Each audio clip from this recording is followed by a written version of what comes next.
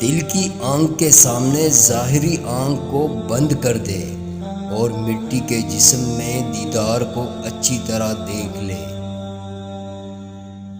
جان لو کہ تمام بلا و آفات اور حادثات نفسانی و شیطانی ایک ہی گھر میں جمع کیے جائے تو اس گھر کی چابی دنیا ہے۔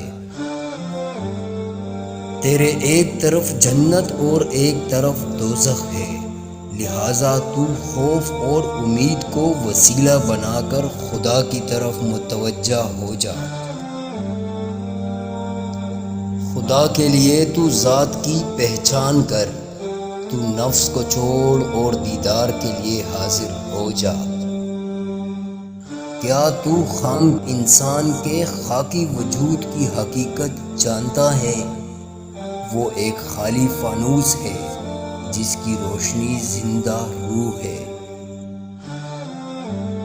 دل کی سختی حرام کھانے سے ہے، علم باطن مکھن ہے اور علم ظاہر دودھ ہے۔ دودھ کے بغیر مکھن کہاں اور پیر کامل کے بغیر بزرگی کہاں۔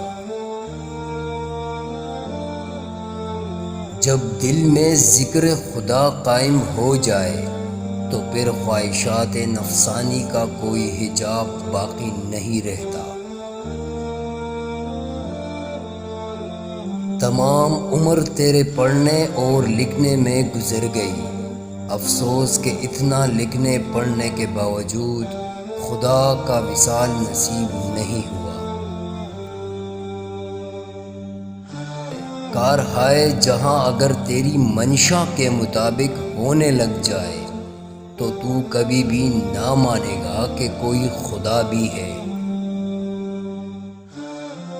تیرا دل کعبہ اعظم ہے، اسے بتوں سے پاک رکھ۔